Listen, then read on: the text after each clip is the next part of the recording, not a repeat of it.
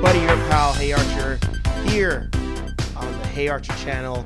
Welcome back to those of you who are listening. I'm sorry, this is slightly late. Right now I'm recording this Monday morning. Normally I record on Sunday nights, but I was just exhausted. Long week of work, fun week, but long week. And I got home yesterday and I was just like, I'm not going to record. I'm just going to go to bed, get an early start on Monday. I did not get an early start. You know, it's like, would you, if you were at home and you had the chance to sleep in on a Monday, would you say, I'm going to wake up early on purpose? I highly doubt it. So I did not. So I apologize for that. I feel like I apologize every week for something. I'm not sure why. Maybe it's a personality trait. I'm not sure. But episode 171 of the HeyArcher show, podcast, whatever you want to call it. Thank you for being here. Those of you watching on YouTube, don't forget to like, comment, and subscribe. This will be out on Wednesday, back on our regular schedule. I hope you guys enjoyed all those bonus episodes last week. It was a lot of fun. I think we did 2 additional HeyArchers, and then my buddy Anthony and I are doing our own little series just called Rambling, because we will always start off on a topic and somehow not even talk about the topic. Slightly different than when I do videos with Aaron. And then Gerby, of course, was my 3rd guest ever on the show. So Anthony and I will be doing just a series called Rambling.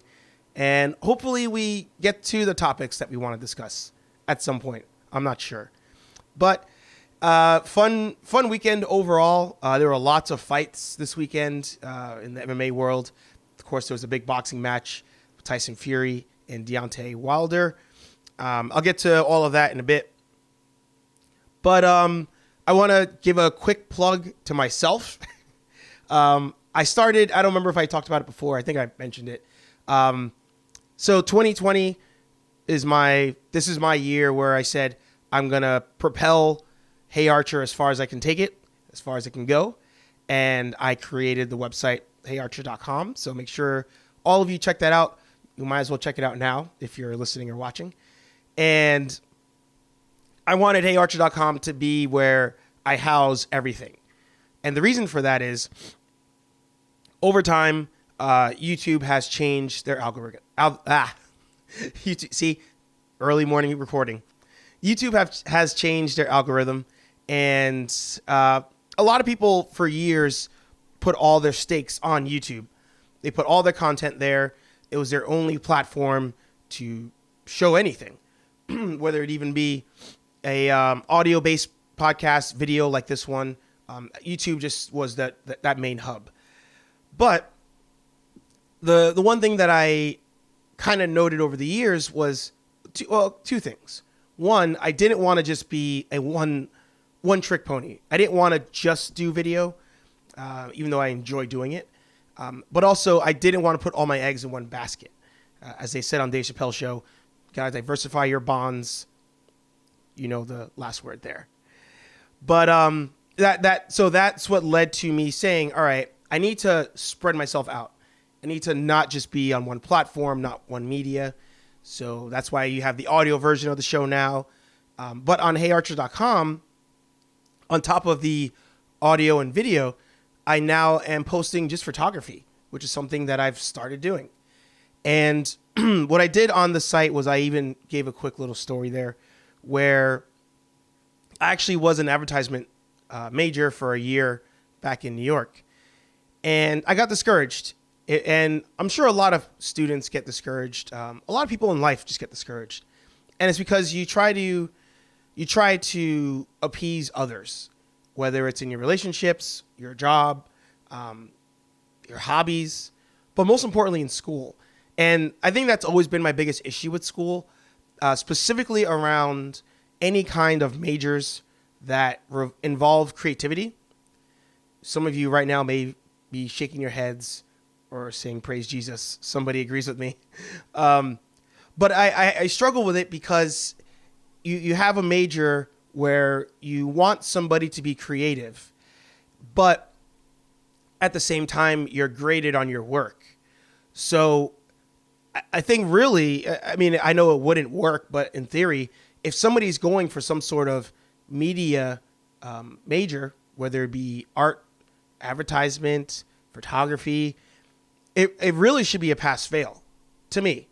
I understand the flaws in it, and I'm not oblivious to it, but to me it should be a pass fail, because art and creativity is in the hands of the maker, and your vision for things, the way that you want your let's say it's just a charcoal painting, right? Or charcoal, I guess that counts as painting or drawing, which was my favorite. I used to love using charcoal and doing the live drawing classes or life drawing classes.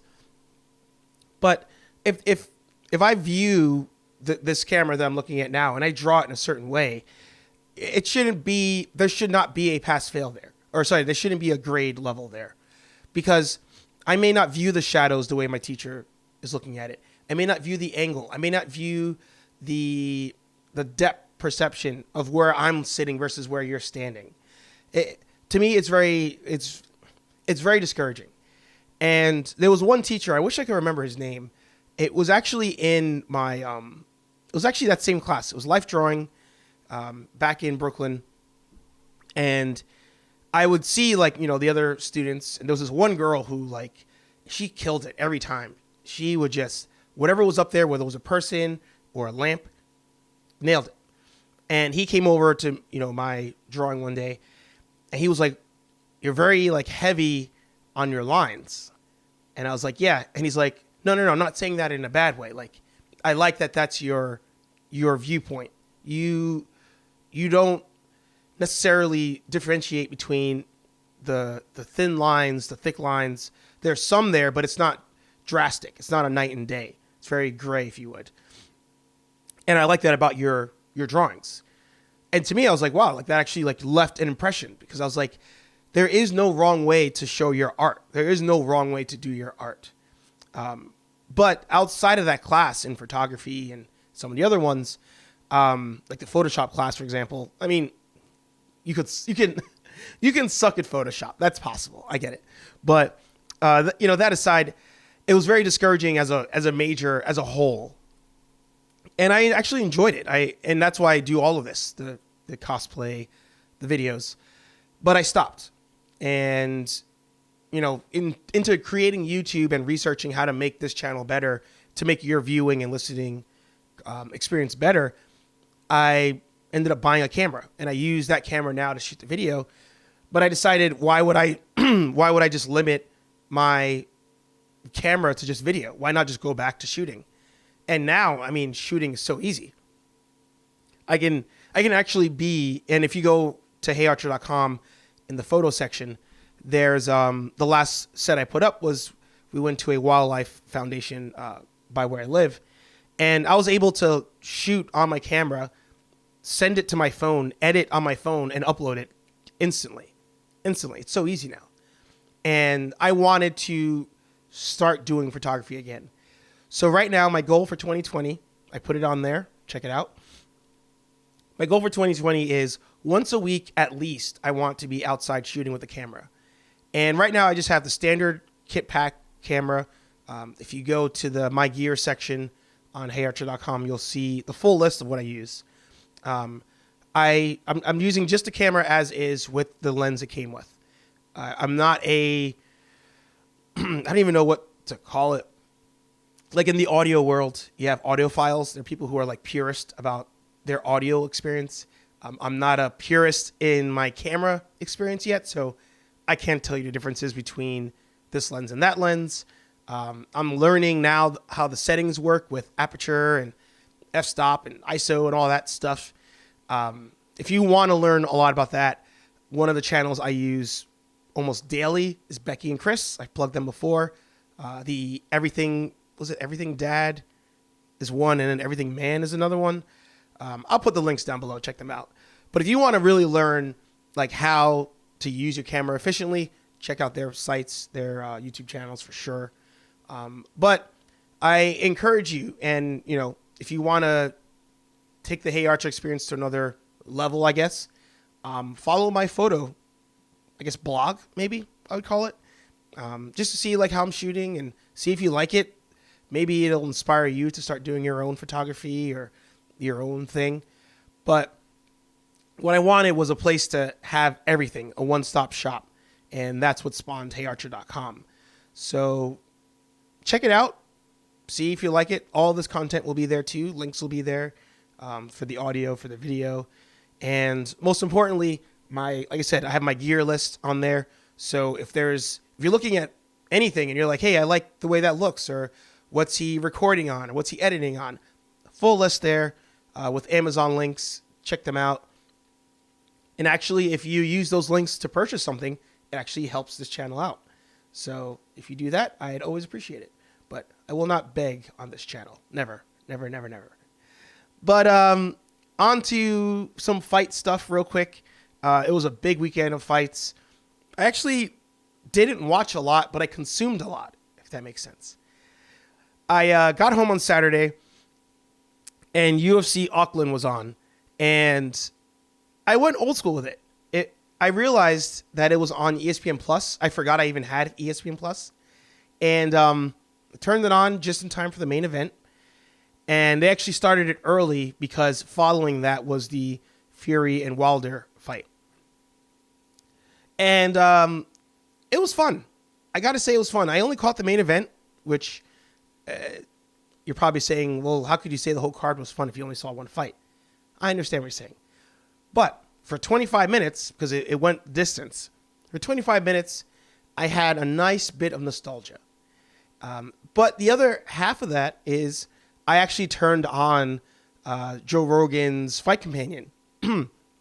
So I had the actual broadcast on mute, and then I had the Fight Companion on, and I was watching simultaneously. And it was fun. It was actually fun. But after the second round, I turned off Fight Companion and left the fight on. But I left the fight on mute as well.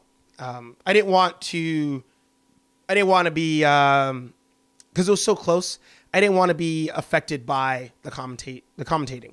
I didn't want them to lean me a certain way or the other. But that Hooker and Felder fight was something else. I mean, that's the kind of fight that gets people into MMA. The takedowns were brief. They were rare. It was just stand, and I don't want to say just stand and bang because it wasn't just an all-out slugfest in the, a Diego Gilbert Melendez way, where they're just standing there and there's no. Don't take this the wrong way. There was, and that final round of Melendez and Diego, they just stood there and were just hooking each other, just throwing hooks, right? So this wasn't that level, but there was a lot of skill involved. There was a lot of technique involved, but they just stood in front of each other and they made their way around the cage, just going at it. And I couldn't choose a winner. It was one of those fights where if it was a draw, I would have been completely satisfied, completely. It was tough. It was a tough fight, and both of those guys are warriors. At the end of it, I'm not going to lie, I may have shed a tear. Spoiler alert, if you didn't want to know what happens in it, skip about 2 minutes. But Felder, looking at Felder's face at the end of that fight, I figured the judges would lean towards Dan, because a lot of times that does affect a judge's decision, damage, despite what the strike count may be. But he was standing there and he was just beaten. And you could feel it. Like, you could feel that if he didn't get this win, something may happen. And when they called the winner, Dan Hooker, Felder turns around and just grabs the tape on his glove. And you knew that was it. You knew that was going to be it. And he said, he was in the moment, yes. He did say that it may be his last one. He's not sure. But, in this fight game, it's one of those things where in sport in general, sometimes in life in general, you stay in something longer than you should. And let's use basketball as an example. You could be the best player in 1998. You roll into 2005, your field goal percentage drops, right? Maybe your floor time drops. And you go, all right, I'm probably going to call it soon, but I'll keep rolling with it. I'm still having fun. And that's your prerogative. But there's no major damage that can happen to you. Like, yeah, you might tear something, but you can heal from that. It won't ruin your life. In the fight game, staying in too long could permanently damage your life, your well-being. You could take and get concussions more than you should. You could damage your back. Michael Bisping lost an eye. Not that he was in too long, but this is a serious sport. This isn't throwing a ball. Like, you're in there, and whether you believe it or not, you're fighting for your life. A zig where you should have zagged, not blocking or that could ruin your life. It could truly ruin your life. And for somebody like Paul Felder, people like Brendan Schaub, DC, when you get to the Dominic Cruz, that's two DCs. When you get to the point where you can actually transition into another aspect of the game, and you're killing it on broadcasting, maybe podcasting, comedy, you gotta bite your tongue and just say, we're gonna call it here. We're at a good spot. We're making that money, because at the end of the day, that's what it's all about. It's about making money. We're in a good spot. It's time to just call it. It's time to call it.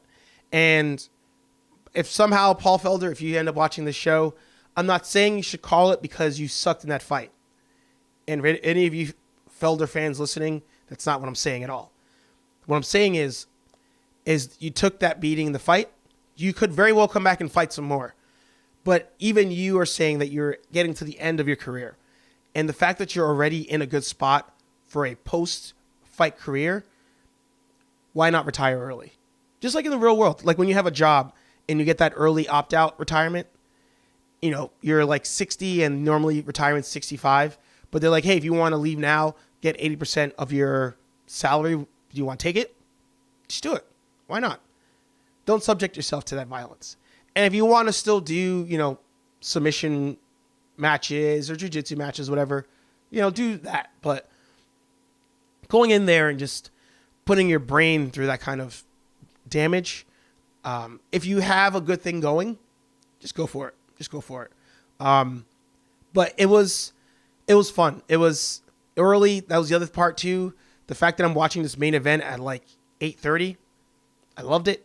I want more of that. I've said that for years. I hope the UFC at some point becomes like mainstream sports where cards start at like 6 p.m., 4 p.m. on a Saturday, maybe on a Sunday at noon, that kind of thing. I'd love it. But comment down below if you agree with any of what I just said. If you want those early cards. Did you like the fight? Do you want Paul Felder to retire? Do you think he should keep going? I'm curious.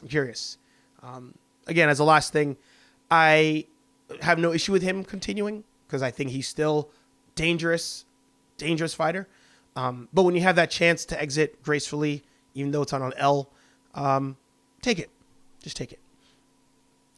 Then you had the big fight of the weekend. There was a lot of Bellator as well. I think it was 2 Bellator cards. I didn't watch any of them. I don't know anybody who did. But I might go back and try to watch some of the fights. But the big card, the big fight, Deontay Wilder and Tyson Fury. I'm curious to see what the numbers do. I am curious because I know a lot of people were trying to watch this. It was also on ESPN Plus, so they killed it this weekend as a whole. ESPN Plus had the fight after the Felder fight. It was $80 for it, I think, or $70.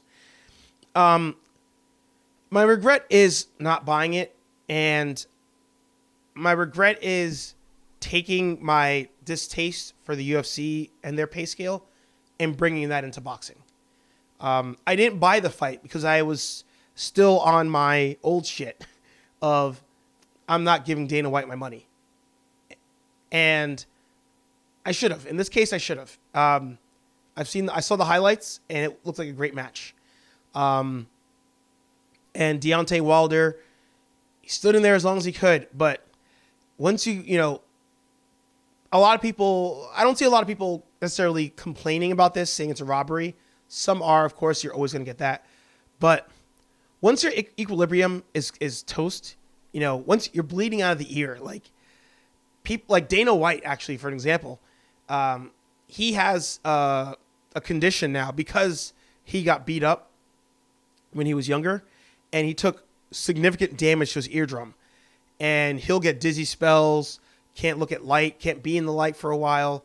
It's really serious.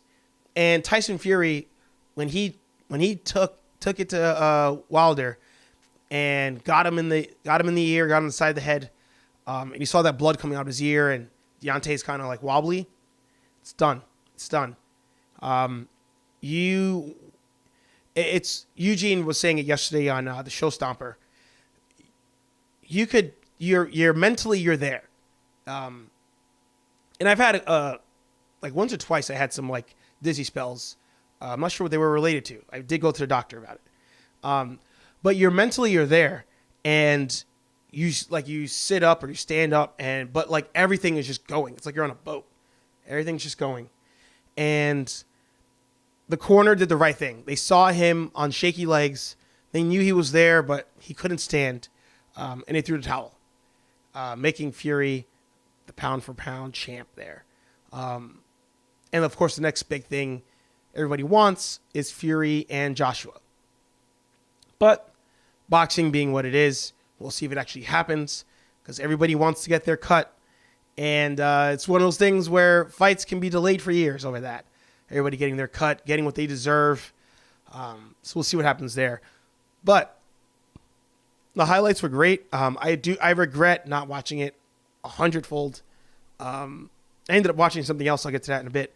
But I want to know down below if you guys watched that fight, if you liked it. I've seen the highlights. I might go back and try to watch the whole thing.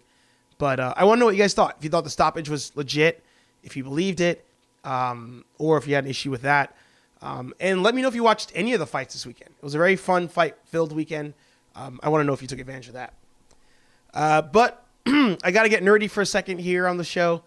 I finally watched Shazam and Aquaman, and I'll just briefly touch on this. So if you're done with all the nerd stuff, thanks for watching and listening. And if you don't want to listen to our nerd stuff, but I finally got to watch Aquaman and Shazam because I want to catch up on all of that stuff before I go see Harley Quinn. I'll try to see it this week. Shazam, really good. Shazam, surprisingly, really good. Here's my little quick 2-minute review for you. More 2-minute reviews on this channel. Check it out on YouTube if you're listening.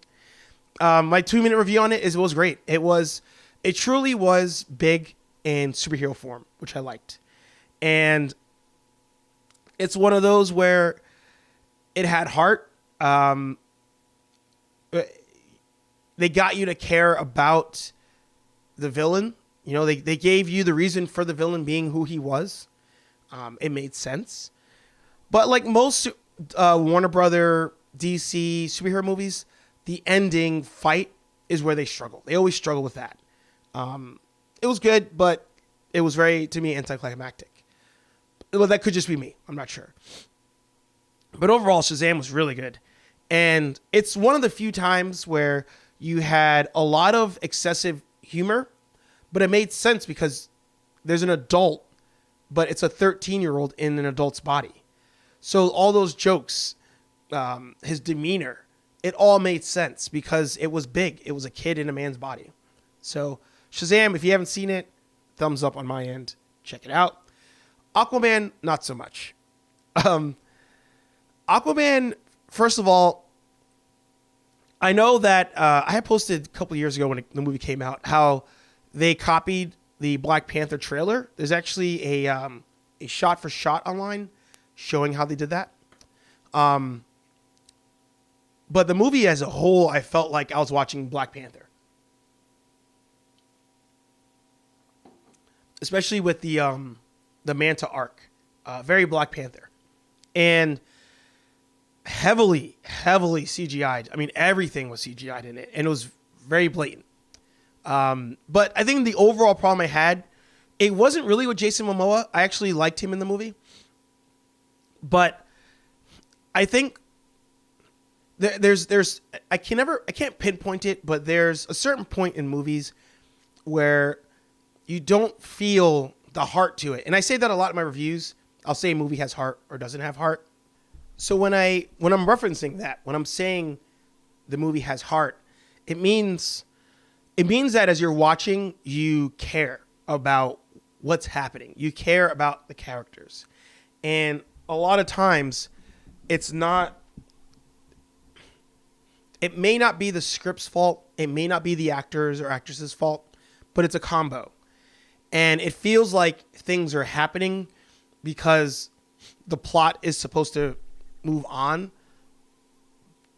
but you don't care. And I'm wondering if sometimes that's because you could predict things. As the movie's happening, the opening scene, I won't spoil the movie for you. I won't do. Not that there's much to spoil, but I will tell you this. The opening scene, Black Manta and his dad are raiding a sub, and Aquaman shows up to save the sub, save the people on it. Black Manta and his dad attack Aquaman. His dad gets pinned. Manta tells Aquaman, help me save my dad. And Aquaman's like, you've let people die. I'm going to let your dad die, or let the sea decide. And it made sense, but it was very predictable that's what was going to happen. And Manta, to enact revenge, you knew it was going to happen. I think that's what it was. I think a lot of it was just predictable. I liked the world travel aspect where they were going place to place to find the pieces to figure out where the trident was. I like that whole angle of it.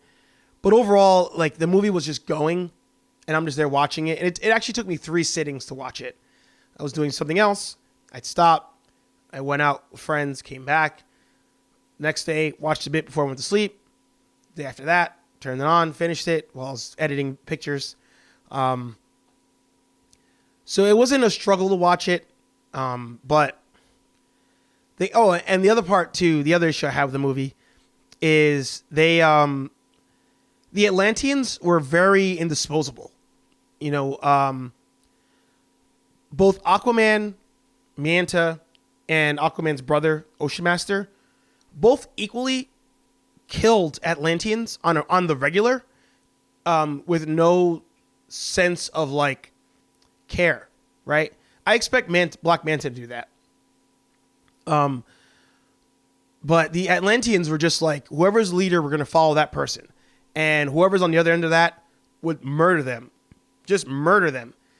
And then when the power shift would happen, they'd be like, all right, I follow this person now, no problem. Go after them. And now that person's murdering. Like, it seemed, it was kind of like the, like Superman, where the city's getting destroyed and it's like, there's no care for human life. Like, you don't feel a care for it. So that was odd to me. That part was odd, but I don't know if there'll be a sequel. Maybe they will be. I liked Jason Momoa in it. That's the weird part. I liked him as an actor anyway, but he just plays Jason Momoa. It's like Vin Diesel. He just plays Vin Diesel. And I like that, but some reason I didn't care. And I'm not sure if you guys feel the same way, but let me know down below. But that wraps up HeyArcher 171. Went over a lot of stuff today. That was fun. It was a lot of fun. My last message to you would be, make 2020 your year. And I've said it before. I want you guys to try to better yourselves in whatever you decide to do. I want you to respect yourselves. I guess that's always been my thing. Or that is my new thing, I should say. But it's always been my thing this year so far. Respect yourselves. And do what you want to do. If you have a creative outlet, if you want to go somewhere, accomplish something, you only get one shot at this thing. Just do it. And over time, if you're doing this creative thing, you know, you will improve. I forget who it was that said it. Don't view somebody's now on your start or something along those lines.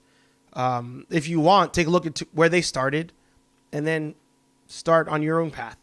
But like, I can't, you know, right now I can't look at Joe Rogan's video quality or Becky and Chris. Like, I can't look at their product and want my starting point to look like their final product.